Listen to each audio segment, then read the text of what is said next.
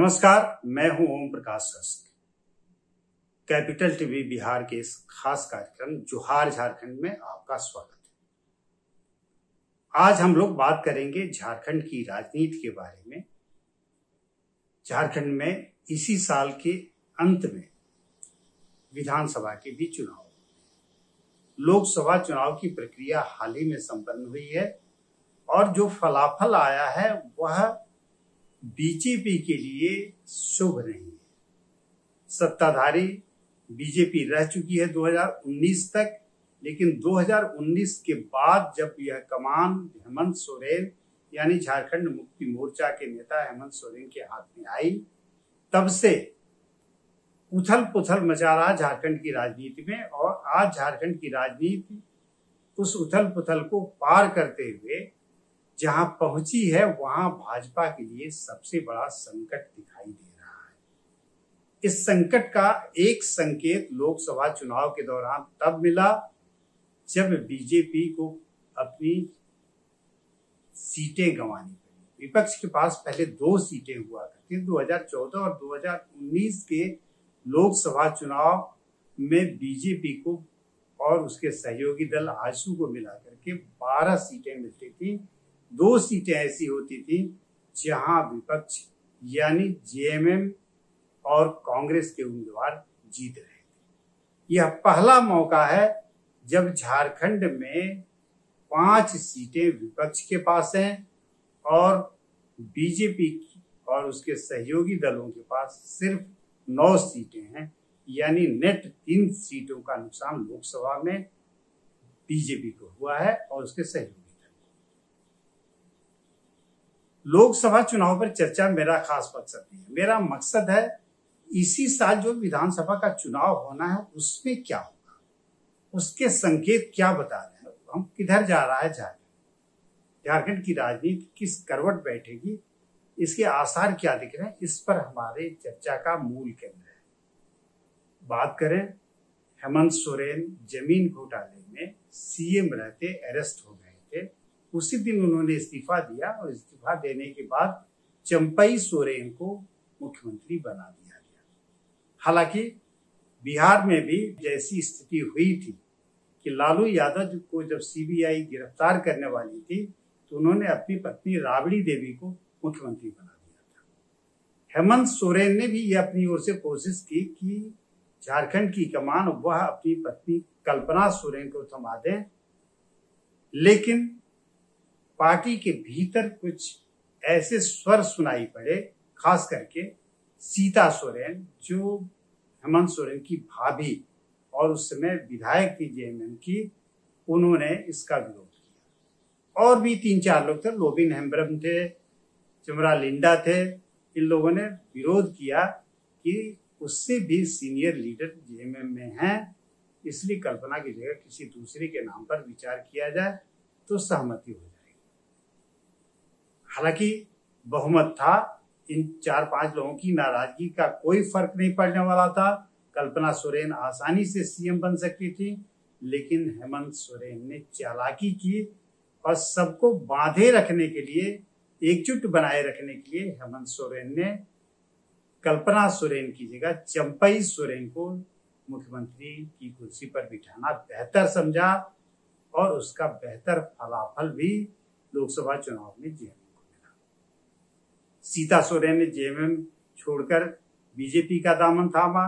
दुमका से उम्मीदवार बीजेपी ने उन्हें बनाया और वो चुनाव हार गए। दुमका की हारी हुई सीट जेएमएम ने जीत ली। नलिन सोरेन वहां से जेएमएम के कैंडिडेट थे। जेएमएम की ताकत बढ़ रही है, यह कल्पना सोरेन के कमान संभालने के बाद। कल्पना सोरेन के कमान संभालने का मतलब कि हेमंत सोरेन की जो भी जवाबदेही थी मुख्यमंत्री को छोड़कर पार्टी को लेकर, वह सारी जवाबदेही कल्पना सोरेन ने संभाली। विपक्षी गठबंधन के साथ जब जब बैठक हुई, दिल्ली में हुई, जहां भी हुई, कल्पना सोरेन ने उसमें शिरकत की। झारखंड की बैठकें करती हैं वो। झारखंड में लोकसभा चुनाव प्रचार के दौरान जितने चुनावी दौरे किए कल्पना सोरेन ने, उसका फलाफल यही रहा इंडी अलायंस यानी इंडिया जो विपक्षी दलों का गठबंधन है उसको 5 सीटें इस बार मिल गई, पिछली बार की 2 सीटों के मुकाबले। और सबसे मजेदार बात यह रही कि कांग्रेस से तोड़कर जिस गीता कोड़ा, मधु कोड़ा की पत्नी है गीता कोड़ा, सांसद थे सिंहभूम से, उनको जोड़ा अपने साथ भाजपा ने। सीता सोरेन को जेएमएम से तोड़कर अपने साथ जोड़ा और दोनों को उम्मीदवार बनाया लोकसभा का, और दोनों इस बार चुनाव हार गए। इससे आप अनुमान लगा सकते हैं कि कल्पना सोरेन को लोग कितना पसंद कर रहे हैं। इसके 2 कारण हैं। एक तो हेमंत सोरेन का जेल जाना, इसकी वजह से आदिवासी समाज में यह मैसेज गया कि एक आदिवासी मुख्यमंत्री को परेशान करने की कोशिश की जा रही है, जानबूझकर कोशिश की जा रही है, हेमंत सोरेन को फंसाया गया है।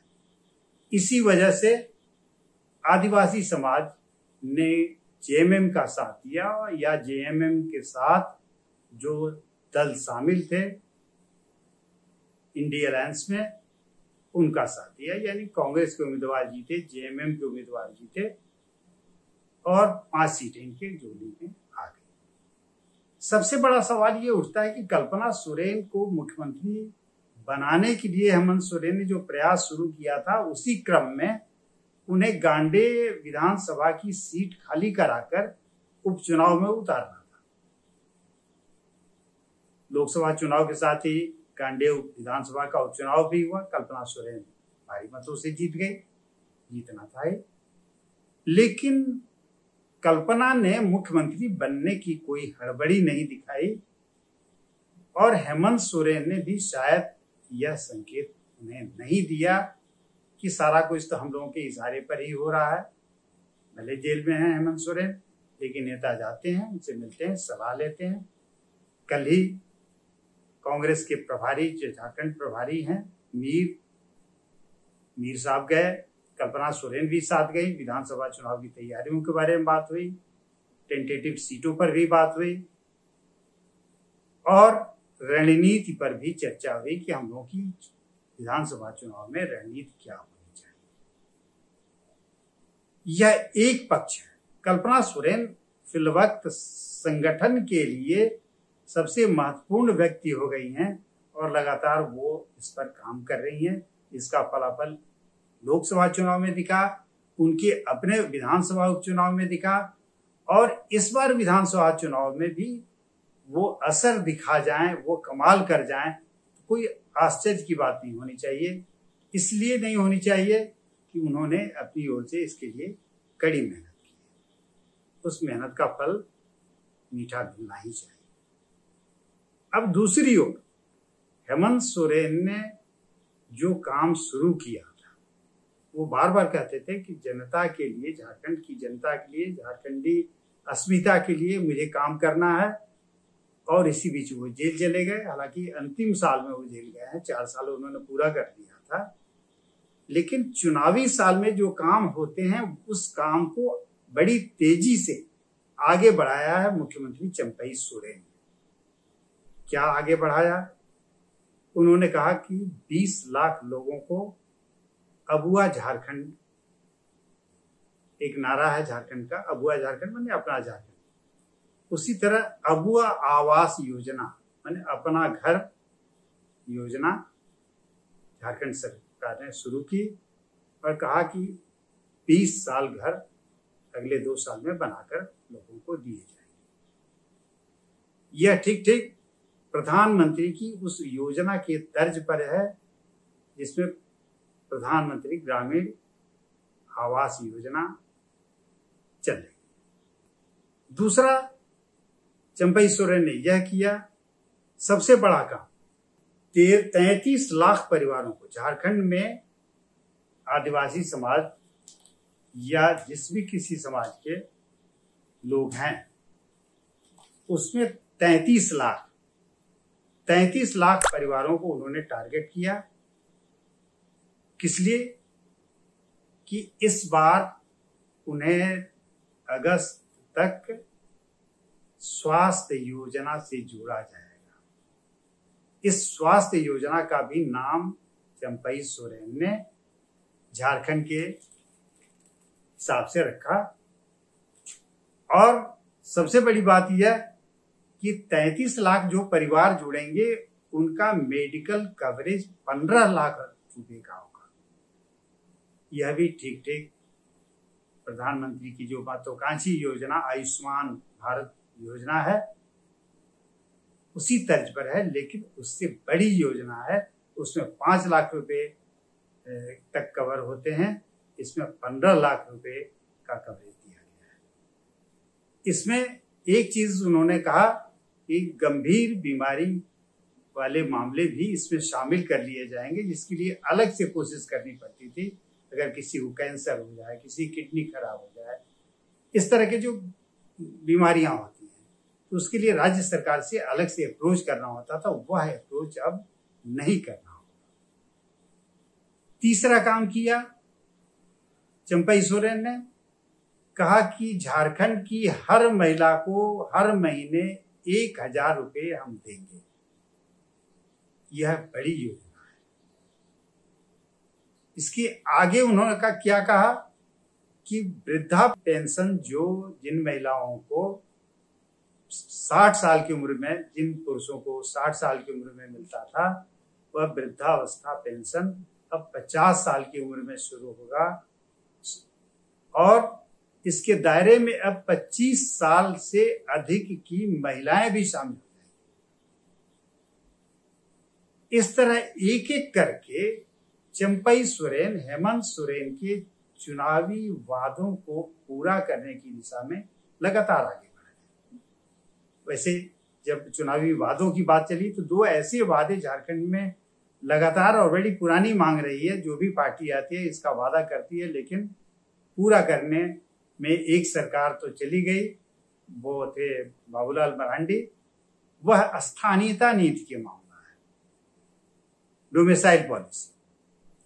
झारखंड में डोमिसाइल पॉलिसी को लेकर के लंबे समय से विवाद था, लेकिन यह काम हेमंत सोरेन की सरकार ने, हेमंत सोरेन उस समय सीएम थे, उनकी सरकार ने पूरा किया। विधानसभा से बाजाबता उसका प्रस्ताव पारित कर कि 1932 के खतियान में जो लोग यहाँ के झारखंड के मूल बासिंदा होंगे उन्हें ही झारखंडी माना जाएगा, उन्हें ही झारखंड का स्थानीय नागरिक माना जाएगा। इस शर्त के साथ उन्होंने उसे राज्यपाल के पास भेजा, पास करा। राज्यपाल ने उसे लौटा दिया। उसमें उन्हें संवैधानिक अड़चन दिखती है, अड़चने हैं भी।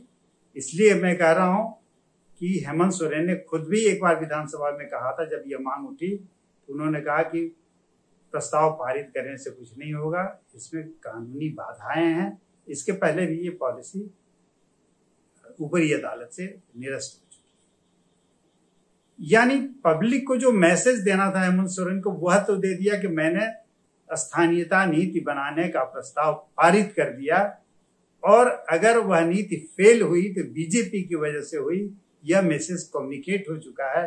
अब इसको काउंटर करने के लिए बीजेपी को जो सफाई देनी पड़े, जैसे देनी पड़े, वो अलग है। लेकिन यहां एक चीज स्पष्ट कर दें कि अब कल्पना सोरेन बाकी बचे हुए कुछ महीनों के लिए झारखंड की सीएम शायद न बन पाए, या वो तैयार न हो अपने मन से या हेमंत सोरेन की वजह से, लेकिन वो शायद सीएम न बन पाए। ये अब संकेत मिलने लगा है।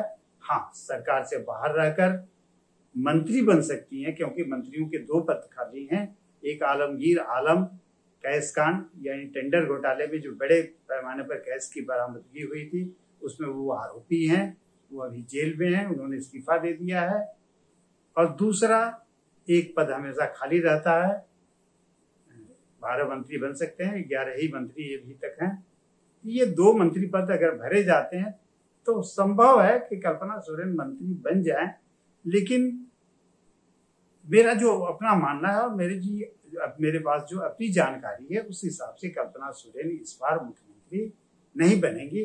वो इंतजार करेंगी कि इस साल होने वाले विधानसभा चुनाव का जो परिणाम आएगा अगर उसमें जेएमएम के नेतृत्व वाले इंडिया ब्लॉक ने कामयाबी हासिल कर ली, वो विधिवत मुख्यमंत्री पद की शपथ लेंगी, तब पार्टी में भी, गठबंधन में भी किसी को इस बात पर चूं चां करने की गुंजाइश नहीं बचेगी। आगे हम फिर बात करेंगे झारखंड पर। आज के लिए इतना ही। नमस्कार।